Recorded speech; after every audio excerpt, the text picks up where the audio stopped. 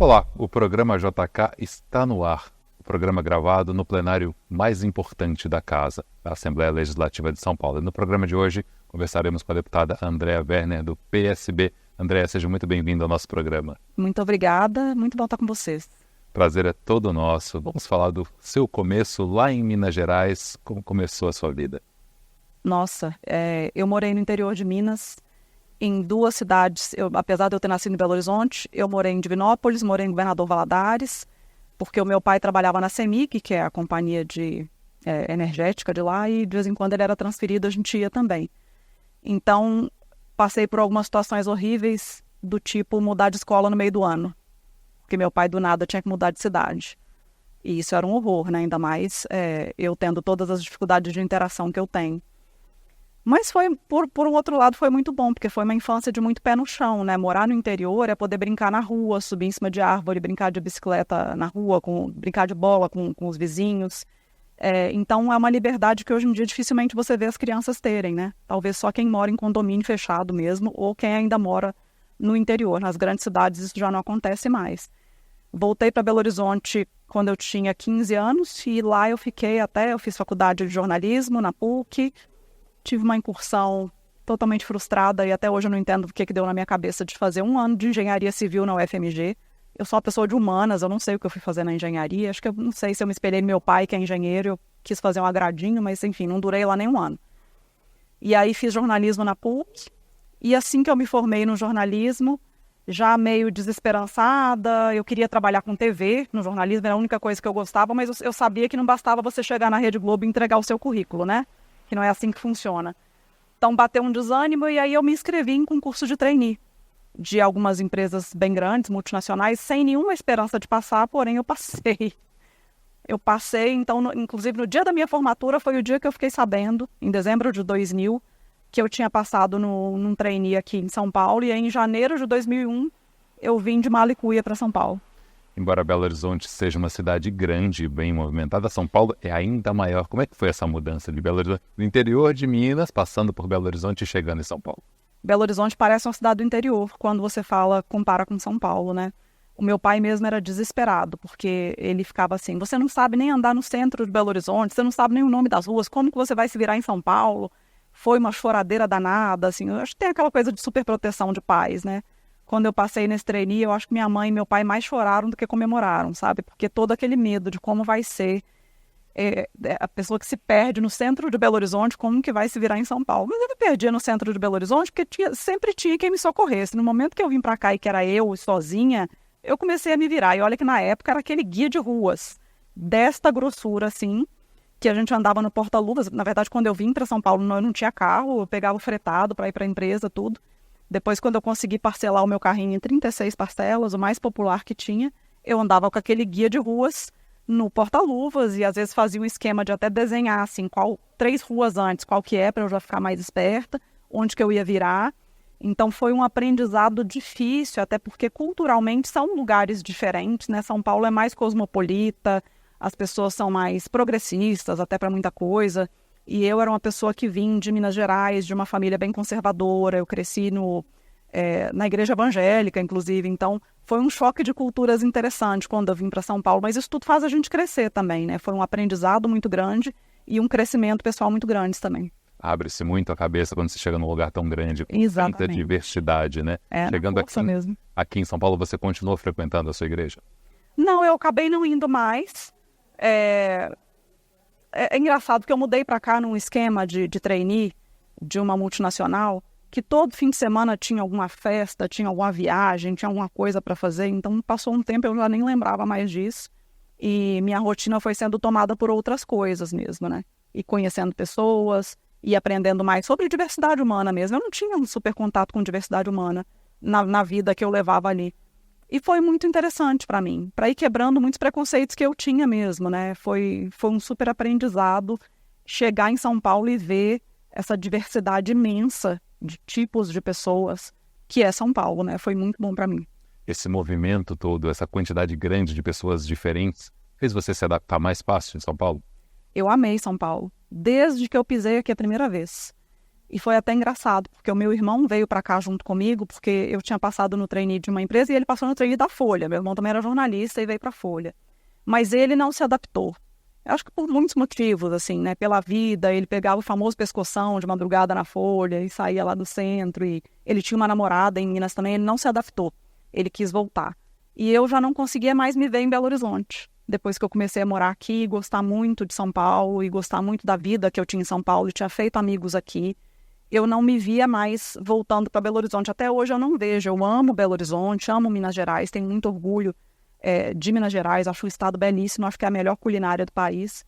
Porém, a minha vida tem muito mais a ver com São Paulo, tanto que mais tarde eu acabei sendo eleita aqui, né? Eu constituí família aqui, meu filho nasceu aqui, e eu me vejo meio a meio hoje em dia, né? Porque eu acabei formando uma outra identidade aqui também, desenvolvendo muitas coisas aqui, mudando muito desde que eu vim para cá. Então, acaba que eu sou meio mineira, meio paulista. A mistura das duas coisas. Sim.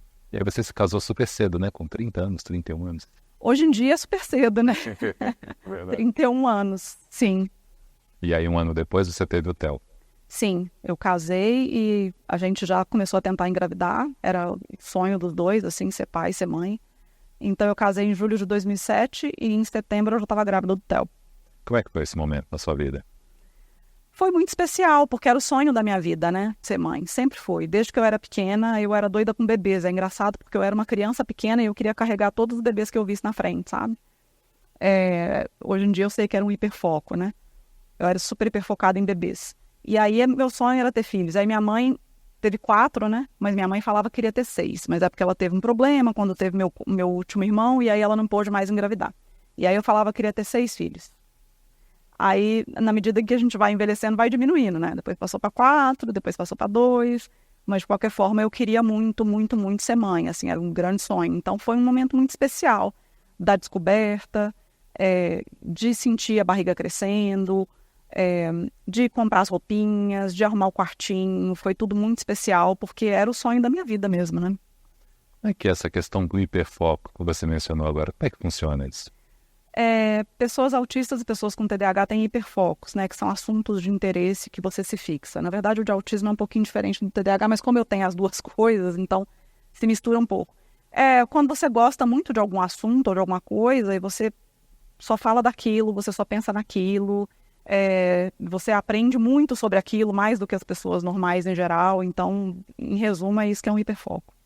Por um lado, tem o seu lado bom, né, o hiperfoco, né? Que você se dedica muito a um assunto, a um trabalho, alguma coisa, você se torna muito boa naquela atividade. Sim, graças a um hiperfoco que eu aprendi a me maquiar. Então, virou um hiperfoco mesmo há alguns anos. Eu comecei a seguir maquiadores no TikTok, no Instagram, tudo. E hoje em dia eu não preciso de ninguém me maquiar para eu ir num casamento, alguma coisa assim, porque eu realmente fui desenvolvendo num nível em que eu peguei a maioria das técnicas. Então, um hiperfoco é um hiperfoco. Você vai até você ficar bom, aí você compra produto, aí você testa, aí fica ruim, aí você testa de novo, limpa o rosto, começa tudo de novo. Então é muito interessante isso. Eu desenvolvi técnicas de maquiagem profissional por causa de um hiperfoco mesmo. Essa questão do autismo e do TDAH, você descobriu um pouco mais tarde, te prejudicaram lá na adolescência, no começo da sua vida? Totalmente. Porque, na verdade, todo mundo que é neurodivergente sabe que não é igual às outras pessoas. Você só não sabe por quê. E esse é que é o problema. Quando você não sabe por quê, você começa a achar que são defeitos que você tem. Que você não é inteligente como as outras pessoas. Que você não é capaz como as outras pessoas. Que você não tem a vontade de fazer as coisas como as outras pessoas. Então, aquilo é muito prejudicial para a autoestima. Né? Você começa a achar que, de fato, você veio pior que as outras pessoas. E não que o seu cérebro é diferente. Você não tem noção disso. Então, eu acabei repetindo a 8ª série. Justamente numa mudança dessas de cidade, que foi de Governador Valadares para Belo Horizonte. Eu fui no meio do ano. Aquilo me desestruturou um monte, essa quebra de rotina. Eu lembro que, inclusive, a primeira semana na escola, eu passei ela inteira dentro do banheiro. Porque eu não conhecia ninguém, já era meio do ano, todo mundo já tinha suas panelinhas. E era o terror para mim ir pro recreio e ter que ficar tentando conversar, me enfiar nas panelinhas. Então, eu lembro que pelo menos a primeira semana eu fiquei inteirinha dentro do banheiro, na hora do recreio. Então, foi meio traumática, assim, essa mudança. E a falta de suporte, de entendimento, um pouquinho das dificuldades que eu tinha por causa dessas duas condições, levaram a isso também. né? Então, eu fico até pensando hoje em dia que meu filho, eu sou uma autista grau 1 de suporte, que é o nível que precisa de menos suporte, o que não quer dizer que não precise de suporte. O meu filho, Theo, que vai fazer 16 anos agora, é um autista grau 3 de suporte. E eu fico vendo como que até hoje pode ter autistas como meu filho na escola sem nenhum tipo de suporte específico, sendo que eu precisava de ter tido um suporte, mesmo sendo uma autista grau 1 de suporte, né? Então, a minha vivência me ajuda também a entender as mudanças que a gente precisa fazer como sociedade, como educação, para que a gente possa dar suporte para todo mundo que precisa, né? E é uma época que não se falava disso, não se conhecia direito esse tipo de Não, mesmo. particularidade, né? Ninguém falava sobre isso. Não, acho que só muito recentemente, né, que isso começou a ficar muito, não vou falar na moda, porque eu não gosto dessa expressão, mas assim, em voga, né, que você abre as redes sociais, tem sempre alguém falando disso, o que contribui para a conscientização, contribui até para as pessoas buscarem os seus diagnósticos também, por isso também que a gente está tendo tanto diagnóstico, porque naquela época não tinha acesso à informação, né, então, hoje em dia você às vezes abre uma rede social e tem uma pessoa contando que foi diagnosticada com TDAH ou foi diagnosticada com autismo e as suas características, e aí acende uma luzinha. É óbvio que autodiagnóstico não conta, né?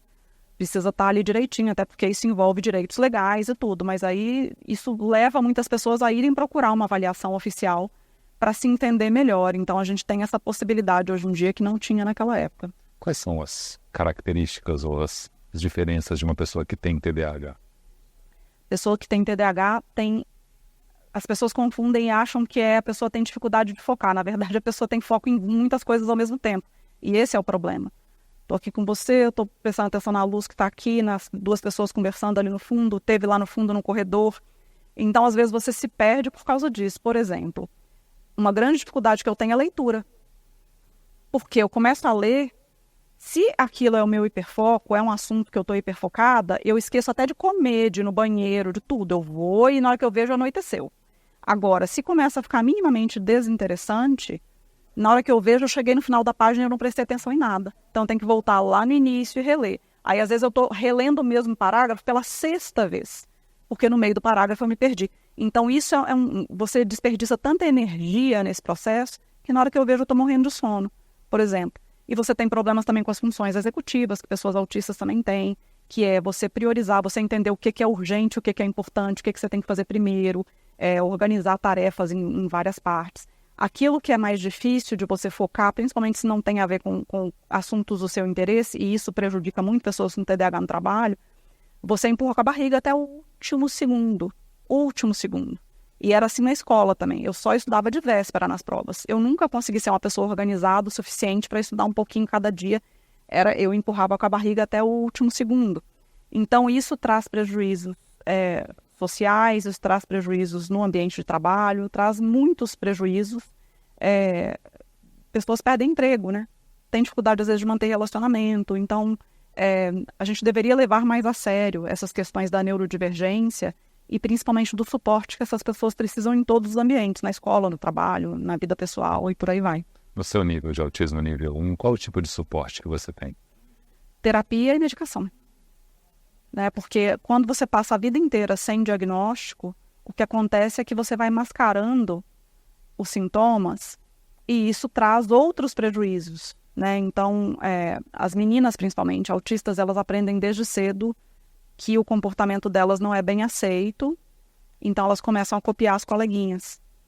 Copiar os comportamentos, copiar o jeito de falar, copiar o jeito de se vestir. E isso traz um custo psicológico. Né? Então, na adolescência, às vezes, vem questões de saúde mental, de depressão, transtorno alimentar, vem combo aí, transtorno de ansiedade generalizada.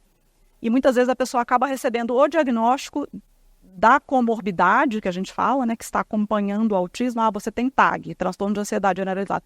Mas, na verdade, aquilo ali é secundário, aquilo foi causado por um autismo que não foi identificado e não foi tratado, né? Então, os prejuízos, eles vão se somando, assim, né? Todas as dificuldades de interação social que eu tinha, ansiedade social, dificuldade de comunicação, de ser mal entendida, de não entender os outros, não entender a expressão facial, não entender se a pessoa está sendo irônica ou não. Isso vai gerando prejuízos sociais que vão pesando e causando problemas de saúde mental diversos, né? Então, hoje em dia, tratar todo esse combo que veio, porque eu só fui diagnosticado aos 47 anos de idade.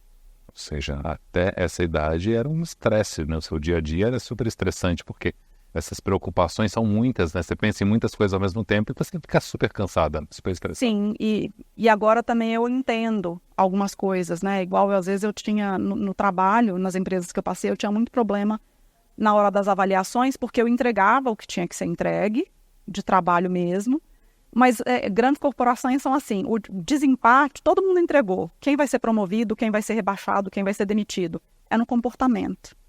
Então era muito assim, as pessoas dizem que você é séria demais, que você é mal-humorada, que você fica de cara fechada. E eu falava assim, mas gente, como assim? Eu não sou essa pessoa. Eu sou tão feliz, eu sou tranquila e tudo. Só que aí eu comecei a descobrir, depois, perto do diagnóstico, no processo de diagnóstico, que quando eu estou mais sobrecarregada ou quando eu preciso focar demais numa coisa que não é do meu interesse e aí eu despendo muita energia naquilo, meu rosto derrete. Eu fico com uma cara feia, eu fico com uma cara fechada. E isso no ambiente corporativo me prejudicou demais. Aqui também pode me prejudicar às vezes, mas agora eu já tenho noção disso. O meu time tem noção disso. Então, às vezes, eles dão aquele toquezinho assim, Andréia, sorria. Porque eu não percebi que eu já derreti, né? Então, até isso, assim, a psicóloga também me ajuda a lidar com essas dificuldades que eu tenho, porque eu tenho que interagir com muitas pessoas durante o dia e chega às vezes 4 horas da tarde, eu já estou com dificuldade até de falar, porque já gastei tudo que eu tinha de comunicacional naquele dia.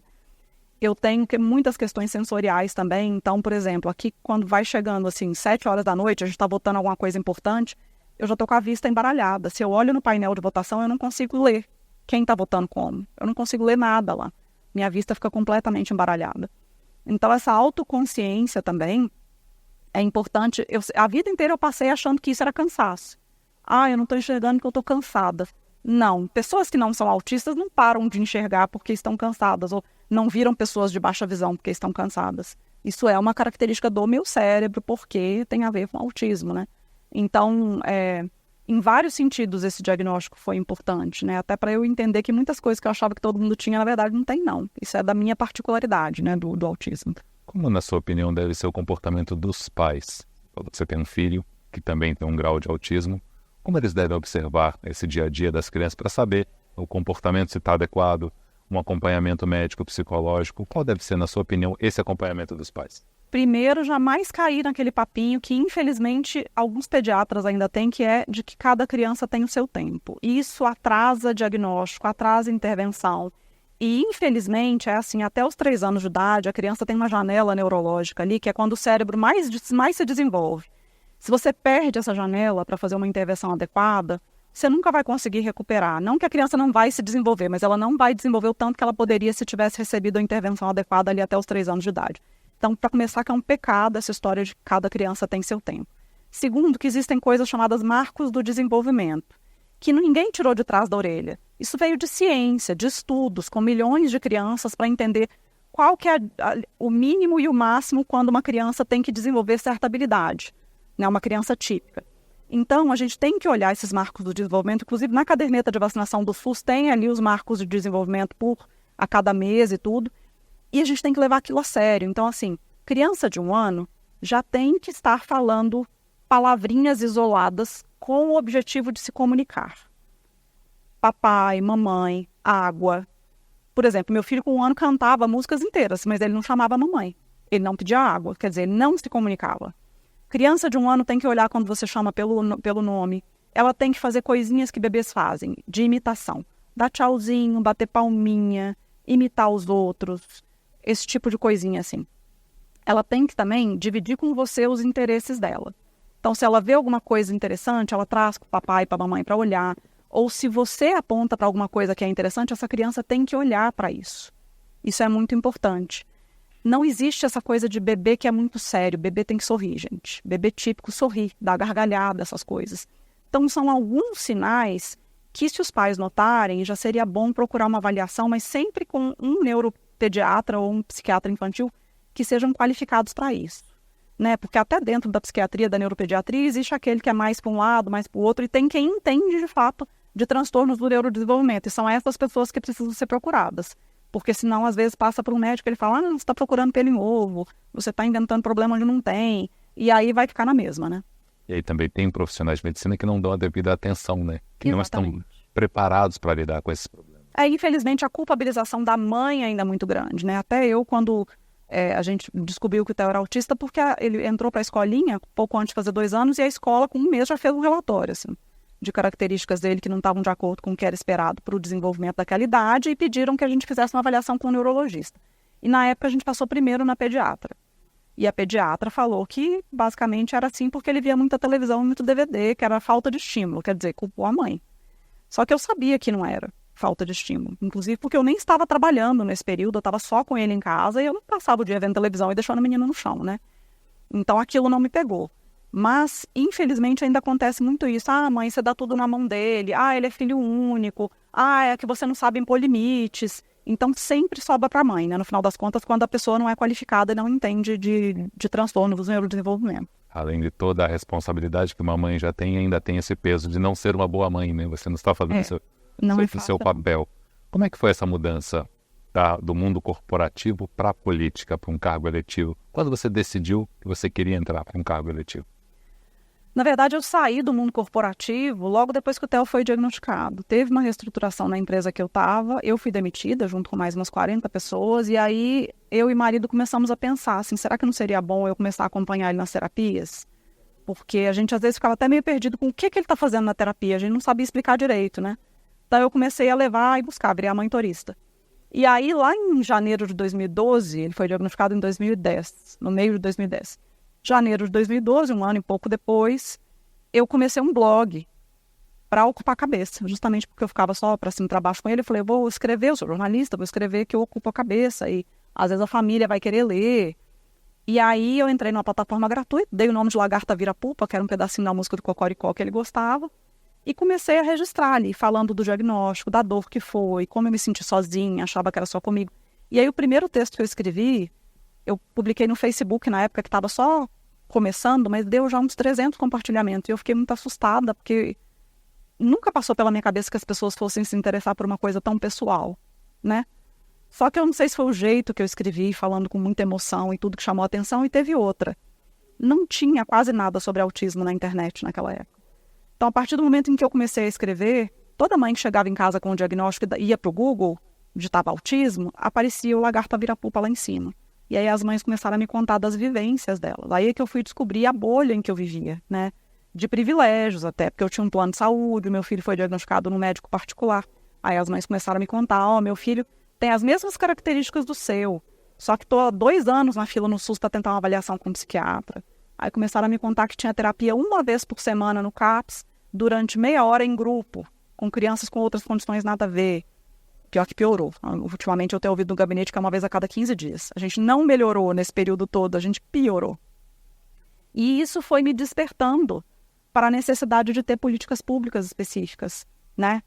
Aí eu comecei a brigar por causa de lei, brigar contra a lei, comecei a participar de audiência pública, publiquei 2 livros, virei uma pessoa que sempre que tinha algum assunto na mídia a ver com isso, eles me chamavam para eu dar entrevista, participei de programas de televisão. E aí eu acho que naturalmente, pela visibilidade que eu alcancei no meio e a credibilidade, veio um convite de um partido político em 2018, início de 2018. Que eu inicialmente fiquei meio com o pé atrás, também porque era um partido que eu não me identificava muito, mas porque eu nunca tinha parado para pensar nisso de fato, né? Em eu ser a pessoa que estava aqui. Mas aí conversando com calma em casa, com meu marido e tudo, e digerindo muito aquela ideia, eu cheguei à conclusão que sim, que faria sentido, porque eu já estava meio cansada como ativista de ficar pedindo favor para deputado, né? O deputado tem lá a pauta dele, e tudo bem, é legítimo cada um ter a sua pauta. Então a gente fica dependendo do deputado ter um tempinho que ele possa dedicar para dar atenção para a nossa causa, né? Então pensei, acho que vale a pena tentar. E aí em 2018 eu saí pela primeira vez para deputada federal. Eu era totalmente desconhecida no meio político, quase não me deram nada de dinheiro para fazer campanha, e eu já fiz quase 45 mil votos e fiquei de segunda suplente de deputada federal. Aí o partido meio que entendeu, né, que tinha um potencial ali. Eu também saí para vereadora em 2020, também fiquei de suplente de novo, fiz quase 18 mil votos aqui na capital. E aí eu mudei de partido em 2021, vim para o PSB, e aí na minha primeira eleição, depois disso, eu já fui eleita com quase 90 mil votos, deputada estadual. Como é que foi essa sensação? É uma votação expressiva, 90 mil pessoas confiaram no seu mandato? É uma votação expressiva, principalmente considerando que eu não tinha padrinho político, eu não era esposa de político, eu não era filha de político, eu não era nada disso, né? E a gente chegar neste local sem a gente ter nenhuma dessas coisas, ou a gente não ter um baita poder econômico na mão, que também não é meu caso, é muito mais difícil. Primeiro porque a política é feita para perpetuar quem já está lá. Então, obviamente que quem já tem um gabinete já larga na frente, na corrida eleitoral, né? Segundo porque pessoas que têm um padrinho, ou que têm um marido, ou que têm um pai, qualquer coisa dessa, também encontram mais facilidade, né? E não foi o meu caso, ninguém da minha família é político, então eu fui eleita pela causa a qual eu me dediquei há mais de 10 anos, né? E pelo trabalho consistente que eu vinha fazendo, pela credibilidade que eu alcancei neste meio, foi isso que acabou me trazendo até aqui hoje. Então eu tenho muito orgulho da minha trajetória mesmo, porque eu sei que não é fácil chegar aqui. Eu sei muito bem como não é fácil. E o mérito é todo seu, né, André? E das pessoas que confiaram no meu trabalho e que trabalharam de graça durante a eleição para ajudar, porque sabiam que era importante a gente ter uma representatividade aqui. Né? O que foi mais difícil no começo do seu mandato aqui na Alesp? Entender que eu não ia conseguir resolver o problema de todo mundo. Eu sei que parece ridículo falar isso, mas eu sofro muito com o problema dos outros. Eu não consigo desouvir e nem desver certas coisas que chegam no meu gabinete. E quando eu me sinto impotente, porque eu entendo que tem coisas que eu não vou conseguir fazer sem o comprometimento de todos os outros deputados, ou tem coisas que eu não vou conseguir fazer sem o executivo, isso me frustra muito. Então, eu entender quais eram os limites da minha atuação foi bem frustrante no início. Porque a gente chega querendo mover o mundo, fazer um monte de coisa, aí a gente chega aqui e a gente descobre que a Alesp tem seu próprio ritmo, que você, no máximo, vai conseguir aprovar um projeto de lei por ano, pelo ritmo que a Alesp tem, e que tem coisas que você precisa do executivo, e se ele não quiser, por 1 milhão de motivos, não vai sair. Então, me sentir impotente, muitas vezes, é o que me deixou mais chateada e que foi mais difícil no início. Mas para falar de autismo, TDAH, essas, não sei se são comorbidades, são características. São condições. São condições. Boa. Para falar sobre esse assunto aqui dentro, você é uma referência. Como é que essa tua experiência de vida te ajudou no teu mandato? Eu sinto que eu sou muito respeitada pela maioria absoluta dos deputados, assim, independente do espectro político. Porque é uma causa que eu vejo como suprapartidária, né? Dificilmente alguém aqui vai votar contra um negócio, um projeto de lei que é pelos direitos das pessoas com deficiência ou pessoas neurodivergentes. É uma causa que acaba unindo todo mundo.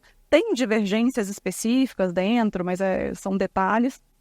Mas, no geral, quando eu comecei a subir ali na tribuna para falar, com todo o lugar de fala, né, que eu tenho de mãe de um menino autista que precisa de muito suporte, e depois como pessoa também diagnosticada, e ainda por cima o filho está na escola pública, né, que isso é muito raro no meio político, as pessoas param para escutar, porque de fato é totalmente diferente. Não que uma pessoa que não tenha essa vivência não possa ser um bom deputado que defenda a causa, mas é diferente quando você sente na pele, né? Eu mesma tive que processar o Estado de São Paulo, porque meu filho chegou na escola estadual e não tinha suporte nenhum, que a lei garante, né? Não tinha um acompanhante especializado, não tinha pessoa que ia adaptar o material para ele, não tinha. Então, eu mesma, mesmo sendo deputada, eu tive que processar o Estado de São Paulo. Então, são coisas que, querendo ou não, elas vão movendo o sistema. Agora a gente tem uma deputada aqui que tem um filho autista de alto nível de suporte que está na escola pública. E isso incomoda, de certa forma, porque meu filho está lá. Tudo que eu vir de errado lá, eu vou querer consertar também, pelo meu filho e por todos os outros, né? Então, isso acaba movendo as estruturas, de certa forma. Esse ritmo que você falou da casa pode ser mudado? E como mudar esse ritmo para acelerar processos e projetos que são super importantes para a população? Eu adoraria saber. Ainda não descobri. Mas quem quiser conversar a respeito, estou super aberta para a gente debater formas de acelerar o processo legislativo aqui, porque só lá no gabinete a gente protocolou 60 projetos de lei em um ano de mandato. E tudo para a gente, às vezes falam, escolhe o que é urgente. Tudo para mim é urgente, porque é uma população que vem sendo negligenciada sistematicamente há décadas. Então falta muita coisa. Então eu tenho dificuldade de escolher dos 60 qual é o prioritário. Tudo é prioritário, porque está faltando tudo, né? Então eu fico com essa dificuldade de que eu vou sair daqui, eu não sei daqui a 2 anos, qual vai ser o meu rumo, mas ainda vai ficar projeto de lei meu aqui sendo votado, porque o ritmo realmente não comporta, né? Você está à frente também da acessibilidade aqui do prédio da Alesp. Como é que estão essas obras? Elas estão andando? Foram aprovadas?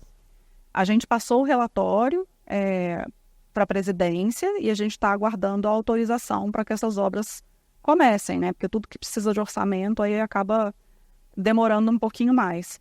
Mas eu tenho muita esperança de que, de fato, a Alesp vai ficar mais acessível, não só na questão arquitetônica, mas também porque aqui é muito fácil você se perder. Uma pessoa que tem deficiência intelectual, que tem TDAH, não tem uma placa aqui para você achar um gabinete. Quando pessoas vêm me visitar, eu tenho dificuldade de explicar como chegar no meu gabinete, porque não tem mesmo placa. Você tem que ficar falando vira à direita, vira à esquerda, aquela coisa.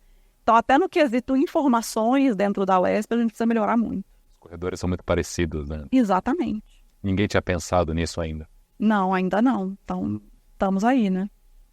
Como é que é seu dia a dia aqui na Alesp?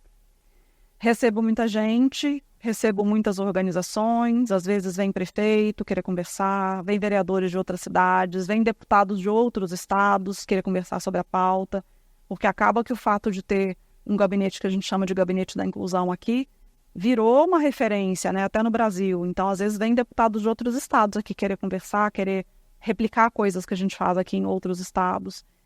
A gente montou uma estrutura muito particular ali, né? Porque eu fiquei mais de 10 anos acolhendo mães, informando. Até depois o Lagarta virou um instituto e eu tive que me afastar porque fui eleita. Mas uma coisa que eu conversei com o meu amigo, que virou meu chefe de gabinete aqui, logo que a gente estava montando a equipe, é que eu não poderia deixar de fazer isso que eu fazia antes, que era o acolhimento, que era ouvir essas mães, porque eu fui eleita. Então, eu falei, a gente precisa montar um time de acolhimento aqui. E a gente montou um time com 6 pessoas no gabinete, que quando as mães entram em contato pelas nossas redes, pelo nosso formulário de denúncias, pelo nosso site, essas pessoas da equipe de acolhimento entram em contato, marcam uma reunião online para ouvir qual que é aquela denúncia, qual que é aquela preocupação, qual que é aquela dúvida. Orientam, às vezes é uma questão de aquela mãe precisa ir na defensoria, precisa ir no CRAS, precisa ir em algum lugar. E essa orientação vem, às vezes é um caso mais grave, e aí o nosso gabinete vai oficiar aquela prefeitura, aquela secretaria da educação, aquela secretaria da saúde, aquela escola particular, né? Então, a gente escuta, a gente orienta, informa e também toma atitudes dependendo do nível das denúncias que chegam, e chegam denúncias gravíssimas todos os dias. Então, eu brinco que todo mundo no gabinete tem que fazer terapia, porque a gente lida com informações sensíveis, de sofrimentos extremos de famílias, e aquilo, querendo ou não, mexe muito com todo mundo. A gente não consegue ficar sem sentir a dor do outro nesses casos, porque são muitos casos por semana que são muito pesados para a gente lidar, né? Deputada, daqui a pouquinho a gente continua o nosso bate-papo. O programa JK vai para um breve intervalo e volta já já.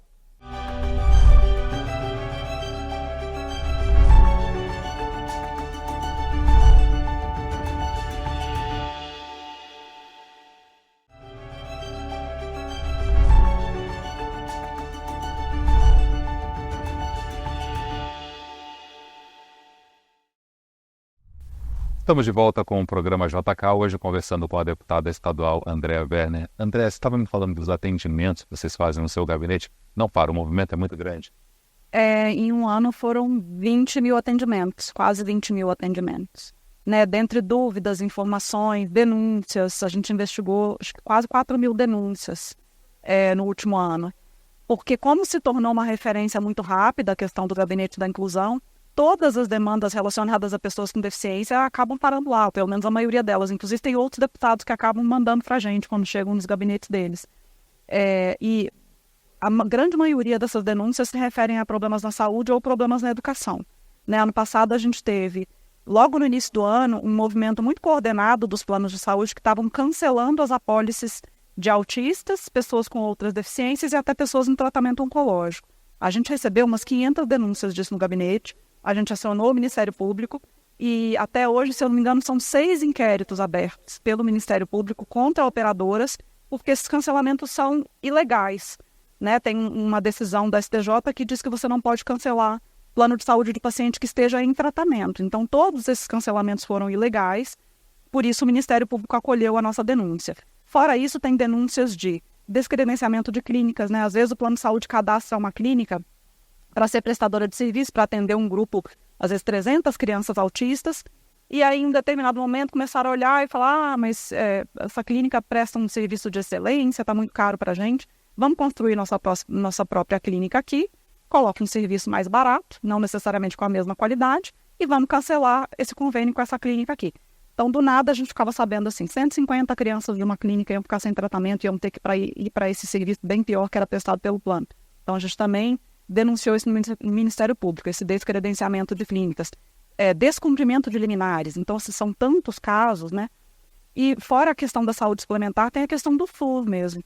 Pessoas há 2 anos à espera por tratamento, tratamentos que são muito precários, né? Uma vez a cada 15 dias, em grupo, para crianças que são autistas que precisam de um suporte. E tem a parte relacionada à escola. Então, a gente recebe muitas denúncias todos os dias de falta de acessibilidade educacional, né? Basicamente, é a lei não sendo cumprida. Crianças com deficiência não tendo o acompanhante especializado, não tendo adaptação de material, não tendo adaptação de currículo, não tem sala de atendimento educacional especializado nas escolas, professoras que não recebem a formação continuada para poder saber como ajudar aqueles alunos, escolas forçando um horário reduzido para crianças. Então, são muitas denúncias todos os dias, inclusive de violência, às vezes, que acontece contra crianças com deficiência, que são muito pesadas e que o nosso gabinete lida, oficiando as escolas, visitando as escolas. Eu visito muitas escolas por mês, escolas públicas principalmente, para verificar em loco essas denúncias que a gente recebe.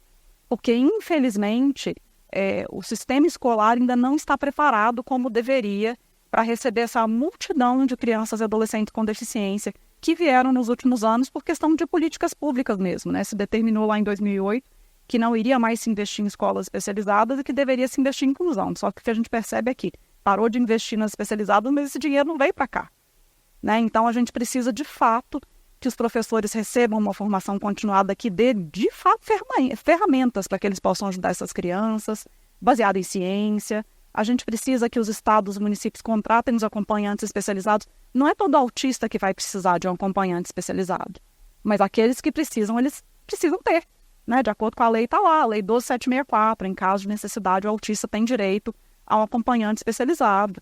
A gente precisa ter professoras de educação especial nas escolas para fazer uma adaptação de material, para fazer aquele contraturno com o aluno com deficiência. Então, são muitas coisas previstas em lei que, infelizmente, os estados e os municípios ainda não estão cumprindo, mesmo depois de tantos anos da política inicial lá de educação especial na perspectiva de educação inclusiva, que foi de 2008. Existem várias mudanças que devem ser feitas imediatamente porque já é uma lei. Muitas delas passam pelo investimento. Fora o investimento, a questão da adaptação, é possível mudar agora num curto espaço de tempo sem precisar de uma aprovação de um orçamento maior?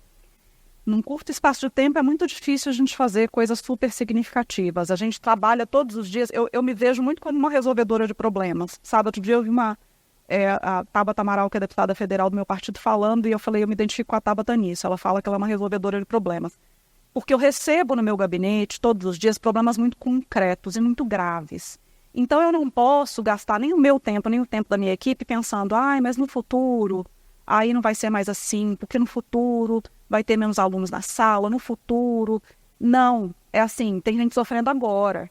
Tem criança e adolescente sofrendo violência na escola agora. Tem criança e adolescente com deficiência fora da escola agora. Então, o que a gente consegue fazer agora? Agora. Às vezes não vai ser uma solução que vai ser ideal para todo mundo, mas a gente consegue resolver um pouquinho aqui, um passinho aqui. Na semana que vem a gente consegue mais um passinho ali, e assim a gente vai conseguindo. Me falaram isso, que políticas são pequenos passinhos, né? E eu tô vendo que é assim mesmo. E, infelizmente, às vezes as pessoas não entendem essa big picture, igual a gente fala, né? É assim, é um pouquinho aqui, é o que foi possível agora.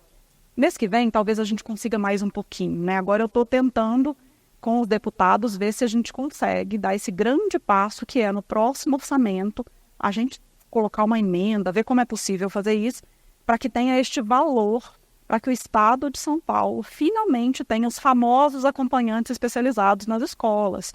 Isso precisa estar no orçamento. Não adianta agora eu chegar para o governador e falar, governador, é importante que o senhor contrate aí, que o senhor gaste milhões que estão fora do orçamento. Ele não vai fazer isso, né? Então, para esse tipo de movimento que é maior e que vai fazer muita diferença mesmo, precisa estar no orçamento. E para isso eu preciso do comprometimento dos meus colegas aqui também.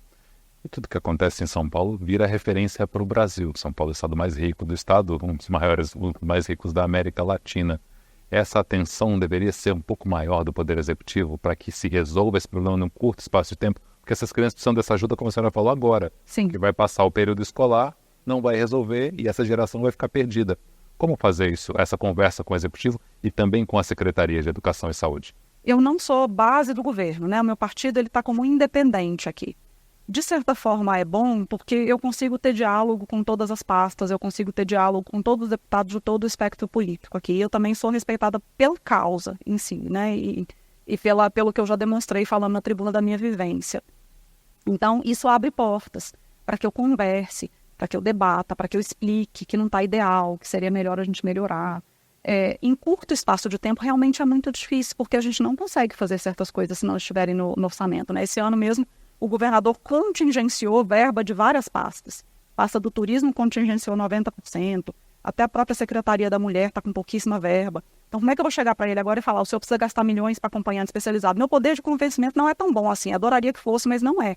Então, o que a gente precisa de fato fazer é trabalhar para que, no orçamento do ano que vem, isso esteja presente. E, de fato, eu só vou conseguir isso se eu for apoiada pelos meus colegas aqui dentro.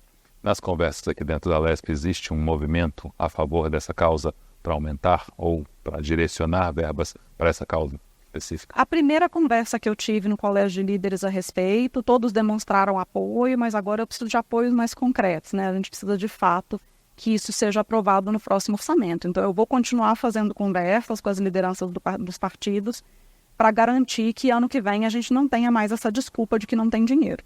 A senhora também participa de muitas frentes parlamentares. Quais são elas? Eu lancei a da saúde mental e a da inclusão escolar, né, que são dois assuntos que me tocam em vários aspectos, que tem a ver com a minha luta de mais de 10 anos. Né? Os profissionais de saúde, de auxílio psicológico, os psicólogos, psiquiatras, enfim, eles estão no sistema público de saúde? Essas pessoas têm esse tipo de acesso ou não? Os agendamentos são muito demorados? Infelizmente, a estrutura dos CAPs foi muito sucateada, né, ao longo de várias gestões. Então, faltam profissionais para fazer esse atendimento. Então, às vezes, muitas mães nos procuram e a gente tem esse problema muito grave que é de saúde mental de mães de pessoas com deficiência.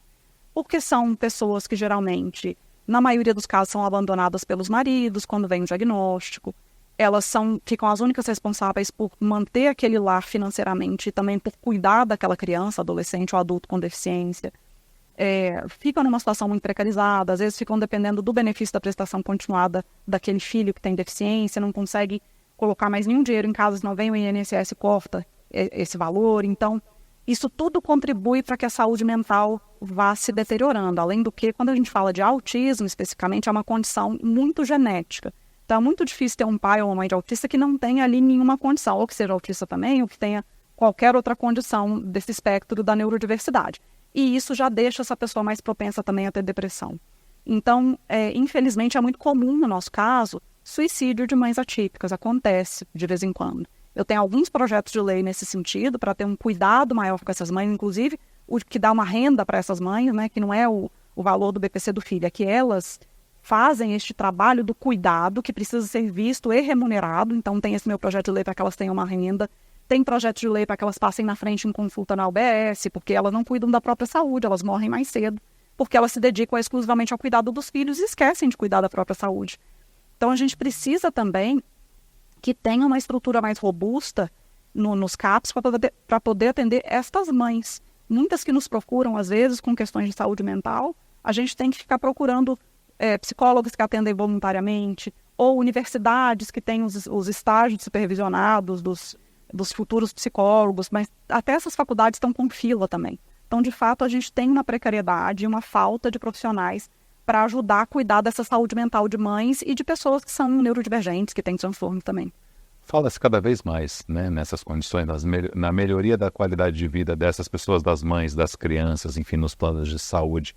O que mudou nos últimos anos, na sua opinião, como mãe de um menino autista, nos últimos 10 anos, digamos assim? Existe uma evolução, porque também existe muita mídia social, internet, fala-se muito mais disso, ou não, ainda está muito atrasado? Teve uma evolução grande na conscientização, né, de que essas pessoas estão aí, de que 1 em cada 36 crianças, segundo a estatística norte-americana, é autista. Quer dizer, toda sala de aula vai ter autista, toda sala de aula. Agora, a gente ainda falta transformar essa conscientização em ação, que é políticas públicas de fato, né? Porque, infelizmente, a gente tem uma lei maravilhosa, mais de uma lei até, que dá direito para pessoas com deficiência e pessoas autistas especificamente, mas é muito difícil você tirar essas leis do papel, porque precisa de investimento, né? E, ultimamente, a gente tem tido um problema muito grave, que eu percebi que no estado de São Paulo está crônico, a coisa está muito feia, que é, não tem nem profissionais para atender essas crianças e adolescentes e adultos. Então, está se formando menos gente nessas carreiras de fonoaudiólogo, terapeuta ocupacional, porque muitas faculdades particulares fecharam, então se formam pouquíssimos profissionais, e aí o salário do serviço público não é atraente para eles, porque às vezes numa cidade pequena eles estão lá com um concurso aberto para pagar R$3.000 para uma terapeuta ocupacional e a clínica particular da mesma cidade está pagando R$15.000. Todo mundo tem boleto para pagar, então fica muito difícil essa situação. E por mais que o serviço público melhore aí o salário, nunca vai chegar aos pés da iniciativa privada. Então, a gente está com esse problema que é, eu já conversei isso inclusive com o secretário Eleuso, secretário da Saúde, porque tem esse plano de fazer os centros de atendimento para autistas, foi até aprovado um projeto de lei aqui da deputada Analice Fernandes nesse sentido, mas quais profissionais vão estar nesses centros? Se tem muitas APAES do interior que tem uma fono, quando tem? Está faltando profissional. Então, a gente tem um problema aí que não vai ser resolvido no curto prazo, né? Que envolve muitas coisas. Envolve começar a falar sobre essas profissões para estudantes do ensino médio, para que eles se interessem. Eu não tinha ideia o que fazia uma fono ou uma terapeuta ocupacional quando eu estava no ensino médio. Nunca sabia que eu ia precisar tanto dessas profissionais na minha vida, né? Então, a gente conversou com o Crefono a respeito. Inclusive, teve uma pessoa do Crefono que falou, eu fui na escola da minha filha, fiz uma palestra lá para o ensino médio e 4 coleguinhas da sala dela resolveram fazer fono depois da minha palestra. Eu falei, é isso. A gente precisa disso, com fono, com TO, para que saibam que essa profissão existe. Mas assim, mesmo que a gente faça um intensivão esse ano só disso, 4, 5 anos para esses profissionais se formarem. E se for fazer alguma especialização para atender autista, porque não basta ser fono para atender bem um autista. Tem que entender de apraxia de fala, de um monte de coisa, né? Então, a gente vai ficar aí vários anos com este problema muito grave de falta de profissionais. Então, mesmo que os municípios, os estados queiram fazer centro de atendimento, não vai ter profissional. Isso é fato. A gente precisa pensar em soluções contingenciais para tentar resolver isso aí. Parcerias público-privadas seriam possíveis nesse sentido para melhorar? Sempre são possíveis. Inclusive, eu fiz um projeto de lei nesse sentido para ampliar o acesso ao diagnóstico, que inclui a possibilidade de parceria público-privada. Mas tem coisas que vão além, né? A gente, por exemplo, outra coisa que está faltando é neuropediatra para fazer diagnóstico. Tem cidade com 120 mil habitantes, que a gente recebeu denúncia no gabinete, que tem um neuropediatra. Então, são profissionais que está muito difícil de você ter, principalmente no sistema público. Será que a saída não seria fazer igual nos Estados Unidos? Treinar os pediatras para fazerem esse diagnóstico? Porque pediatra, atualmente, com raríssimas exceções, eles não sabem fazer esse diagnóstico. Porque é uma formação muito generalista, né? Eles não têm uma coisa específica sobre transtornos do neurodesenvolvimento para olhar ali os sinais na criança, no bebê. Então, seria o caso da gente já acordar e começar a fazer um treinamento específico para que os pediatras possam fazer esse diagnóstico? Porque não dá mais para ficar dependendo de neuropediatra e psiquiatra infantil. Você mencionou nos Estados Unidos que tem uma formação específica para isso. Quais são os acertos feitos lá fora, Estados Unidos, Europa e outros países, que podem ser implantados mais facilmente aqui no Brasil? Estados Unidos tem muita coisa que seria bacana a gente trazer para cá, mas tem muitas barreiras atitudinais. As crianças autistas são atendidas na escola, por exemplo. Porque a questão é que tem muitos comportamentos que são pré-requisitos para o aprendizado que as crianças típicas aprendem sozinhas, por observação. Ela aprende que ela tem que sentar, ela aprende que ela tem que ouvir a professora, ela aprende que ela não pode sair correndo no meio da sala e sair para o corredor. As crianças autistas não aprendem isso naturalmente, isso precisa ser ensinado. Então, a criança autista chega na escola sem nunca ter tido uma terapia, ela não vai ter esses pré-requisitos para aprendizagem, ela não vai aprender. Ou ela vai aprender muito pouco. Então, lá nos Estados Unidos, se teve essa noção muito cedo e começou-se a trabalhar esses pré-requisitos para aprendizagem na escola e trabalhar esses comportamentos que são importantes para a aprendizagem na escola. É sempre importante a gente frisar que, quando a gente fala de ensinar comportamento, modificar comportamento, a gente não está falando do jeitinho da criança autista. Os barulhinhos que ela faz, o jeito que ela balança a mãozinha, ela dá pulinho quando ela fica feliz, não é este tipo de comportamento. é ensinar comportamentos que são importantes para a autonomia e para aprendizado e que ela não aprendeu sozinha, por questão de ter um cérebro diferente, e também ensinar ela a não ter alguns comportamentos que são complicados, ela se machucar, ela se morder, ela morder os outros, ela ir se regular e bater a cabeça na parede, ensinar como ela pode se regular e se comunicar de formas mais saudáveis, né? E isso é uma coisa que é feita nos Estados Unidos já há algum tempo. Como é o dia a dia de uma pessoa com autismo no nível 3, por exemplo? O meu filho faz terapias de manhã, algumas terapias, dependendo do dia, terapias diferentes. De tarde, ele passa a tarde inteira na escola, com o acompanhante dele. Eu tive que providenciar uma pessoa para ficar com ele, levar para cima e para baixo, tudo, porque agora eu não estou em casa, né? É uma pessoa que ele gosta muito, ele é muito apegado a ela. Quando ele está em casa, geralmente ele fica no tablet dele vendo os vídeos dele, ele não se interessa por televisão nem nada disso.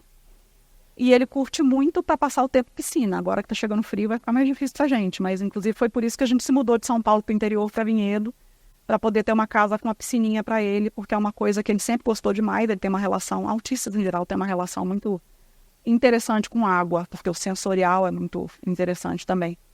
E se deixar, ele fica o fim de semana inteiro enfiado dentro da piscina, parece um peixe.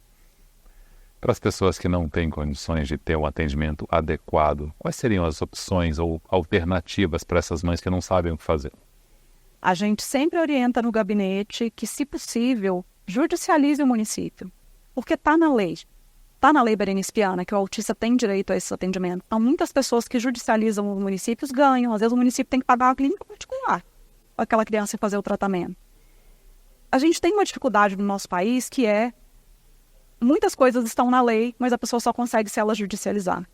E o acesso à justiça no nosso país é muito difícil, muito desigual, porque a gente tem uma faixa enorme de pessoas que não tem a renda pequena o suficiente para poder usar a defensoria, mas também não tem dinheiro para pagar o advogado.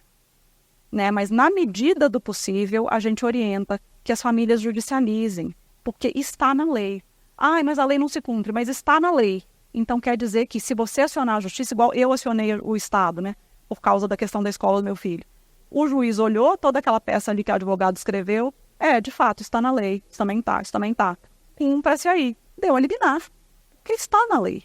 Né? Então, as pessoas precisam acionar a justiça sempre na medida do possível. Eu digo que para algumas pessoas não vai ser possível, para poder ter os seus direitos garantidos e os direitos dos filhos também. Defensoria Pública seria uma opção? É uma opção para quem está nessa faixa de renda, que pode acessar a defensoria. Existem advogados também que atendem a preço social, que fazem esse tipo de ajuda, né, à sociedade.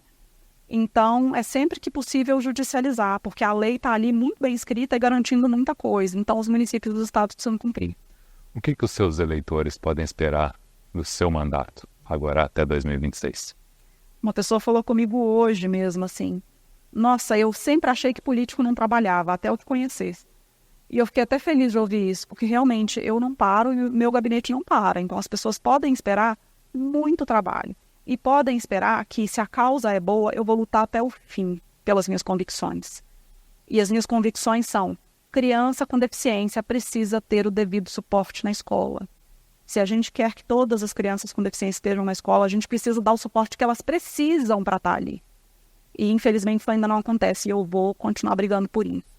Eu vou continuar brigando para que a gente tenha terapia gratuita. Eu vou continuar brigando pelos adultos com deficiência, que são muito invisibilizados. Né? E que eu até saiu um vídeo meu recentemente nas minhas redes falando que eu morro de medo de morrer. Que eu não sei quem vai cuidar do meu filho quando eu morrer. Porque o nosso Estado não tem, né? Inclusive eu fiz projeto de lei nesse sentido, para que a gente tenha centros-dia, que por exemplo, meu filho, ele provavelmente não vai ter autonomia para ir para o mercado de trabalho, não vai para a faculdade, para onde ele vai? Para casa.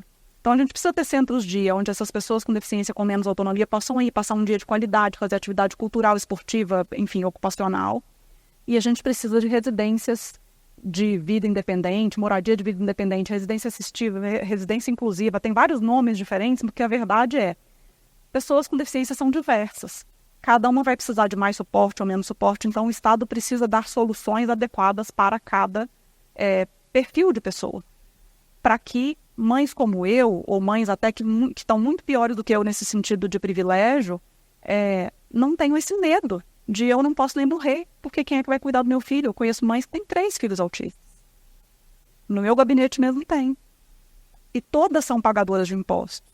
Então, como o Estado está dando algum suporte para que essas mães possam morrer em paz, sabendo que seus filhos não vão parar debaixo da ponte? Então, é por isso que a gente batalha todos os dias, a gente lida com casos muito graves, com denúncias muito dolorosas, e a gente trabalha para resolver problemas reais. A gente não fica imaginando um futuro ideal, a gente vê o que é possível fazer aqui, e a gente trabalha como dá para trabalhar.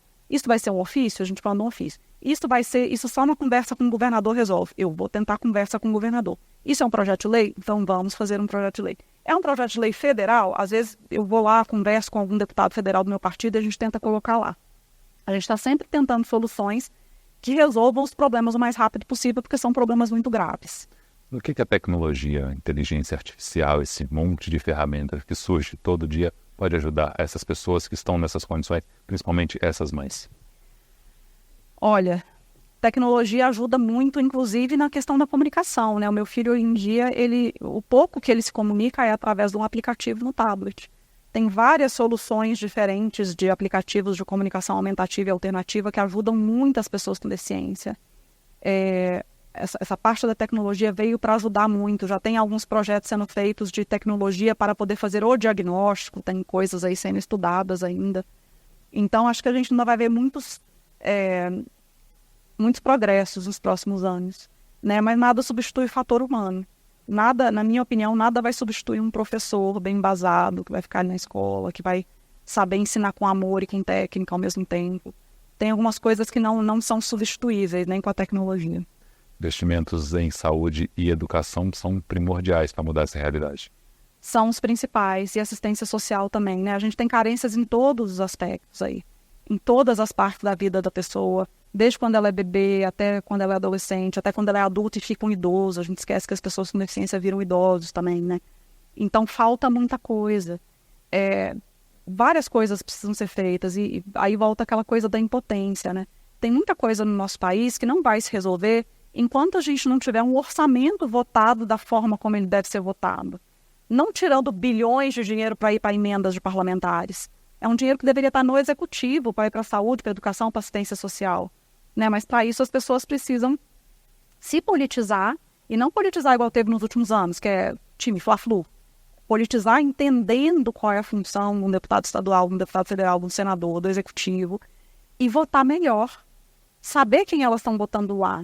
Quem que de fato vai botar um orçamento desses, entendendo que esse dinheiro tem que estar no executivo e não para os parlamentares ficarem irrigando suas bases eleitorais, né? O meu sonho é isso, que a gente tenha educação política nas escolas, para que as pessoas cresçam sabendo a responsabilidade que é votar, a responsabilidade que é acompanhar aquela pessoa em quem você votou, porque disso depende os próximos anos, as próximas gerações.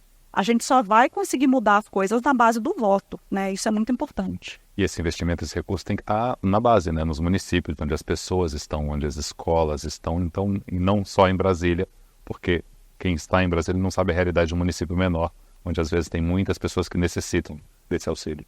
Eu costumo falar que existem muitos políticos bons, comprometidos com suas causas, com a melhoria da vida em geral da sociedade.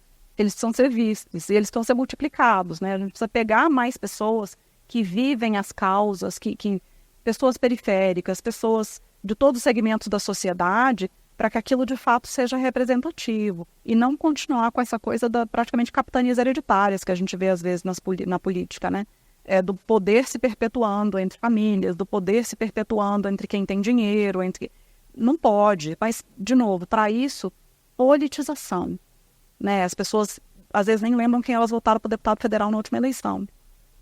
E aí depois vai reclamar. Então, assim, a gente precisa entender o papel de cada um nessa situação que a gente vive atualmente, né? O que é o melhor do seu mandato de estar aqui e poder votar projetos que auxiliam as pessoas, poder ser a voz das pessoas aqui dentro da LESP? É porque agora, antes eu lutava com outras armas, né? Em 2022 estava eu lá acorrentada na porta do STJ, porque ia ter uma decisão que ia afetar grandemente quem tem plano de saúde, principalmente quem tem deficiência, quem tem doença crônica grave. E eu fui com um bando de ativistas do Brasil inteiro para a gente se acorrentar na porta do STJ. Agora eu luto com outras armas, né? Eu tenho um pouco mais de poder na mão, eu posso oficiar. Um ofício que parece uma coisa boba, mas é um puxão de orelha que você manda para um gestor às vezes, né? E isso já faz as coisas se mexerem. Eu consigo mais visibilidade para as coisas que eu falo também, porque agora eu falo na tribuna, né? Então, é transmitido no YouTube da TV Alesp, chega a muito mais gente. Eu sou mais ouvida quando eu chego nos lugares como deputada do que quando eu chegava como ativista. Então, isso abre portas e isso também ajuda para que as coisas se movimentem, para que as coisas mudem um pouco mais rápido do que como ativista antes. Quais foram os seus principais acertos, na sua opinião? A gente fazer essa equipe de acolhimento, eu acho que foi um dos principais acertos, né? Até porque a gente consegue ter uma noção de como estão as coisas, a gente consegue ter estatísticas, né? Teve uma matéria no Fantástico, da qual eu participei, sobre problemas na inclusão escolar, que o único número que foi citado na matéria foi o número que saiu do meu gabinete, de quantas denúncias a gente tinha recebido naquele semestre, né? Então a gente consegue fazer esses levantamentos, a gente consegue entender como estão as coisas, e isso me ajuda até nas conversas, por exemplo, Secretaria da Educação. Eu falo, gente, usem o gabinete, usem. A gente recebe muita informação. A gente sabe como estão as escolas na maioria das cidades do estado, porque a gente recebe denúncia de todos os lugares. Então venham falar com a gente para construir as coisas. O governador vai fazer um decreto sobre autismo? Conversa com o gabinete. Cheio de autista no gabinete. A minha jurídica é autista, mãe de trigêmeos autistas, e é a pessoa que mais entende de direito, a pessoa com deficiência que eu conheço. Então, usem o gabinete, né? Então, transformar o gabinete nesse lugar em que, independente do espectro político, todo mundo pode tirar dúvida, pode se aconselhar, pode saber como estão acontecendo as coisas. Eu acho que foi o mais legal, é abrir essa porta de diálogo, sabe? Eu acho que política é diálogo, e isso a gente faz diariamente lá no gabinete, inclusive com as secretarias também. Você citou agora há pouco do seu sonho. Qual é o seu sonho? Nossa, eu tenho tanto. Na política, eu sonho com mais pessoas comprometidas, de verdade, dentro da política, com a sociedade, não com seus interesses pessoais, né? Porque só assim que a gente vai conseguir mudar as coisas mesmo. Às vezes dá um desânimo, né? Olhar algumas coisas que acontecem, principalmente em Brasília, que afetam o país inteiro. Mas, de novo, isso passa pela politização da sociedade. Da gente sair do fla-flu, né? Quem é direita, quem é esquerda. A gente entender que a gente precisa trabalhar juntos pelo bem comum. Eu sempre falo aqui também, eu nunca vou conseguir aprovar um projeto de lei só com a esquerda, ou centro-esquerda, meu partido é um partido de centro-esquerda. A gente precisa da direita também. Né? Então, como não ter diálogo aqui? Então, que as pessoas entendam isso, que elas entendam como a política é um meio para a gente melhorar as coisas, ela não é um fim. Muita gente chega na política como se fosse um fim, né? Cheguei aqui e vou me perpetuar tudo. Não, a política é um meio da gente conseguir melhorar as coisas. E eu tenho muita esperança que a gente consiga mostrar para as pessoas isso. Coisa que mais me deixa feliz é as pessoas irem nas minhas redes e falar assim, primeiro voto que valeu a pena. Graças a Deus eu pedi para minha família inteira votar em você. Primeiro voto que me deixa feliz. E isso vem com muita frequência. E toda vez que eu olho isso, eu penso, essa é uma pessoa que foi politizada agora. Essa é uma pessoa que nas próximas eleições, pode ser municipal, qualquer que for, ela vai prestar mais atenção nas pessoas que ela está votando, porque ela votou em uma que ela viu que trabalha, que faz, e etc, etc. Então, de pouquinho em pouquinho, acho que a gente vai chegando lá. Quer mandar algum recado para os seus eleitores? Queria mandar um beijo imenso para os meus eleitores, seguidores. Sempre confundo as duas coisas, porque eu trabalhava muito em redes sociais antes, mas e dizer que vocês podem contar sempre com o gabinete. A gente tem muita gente trabalhando sem parar, todo mundo cheio dos burnout, inclusive, porque tem muito assunto, muito pesado que chega lá, mas a gente não larga a causa de jeito nenhum, a gente segura na mão de vocês até o fim. Tada, muito obrigado pela sua participação no programa, foi um prazer. Obrigada. O programa JK fica por aqui e a gente se vê no próximo. Até lá.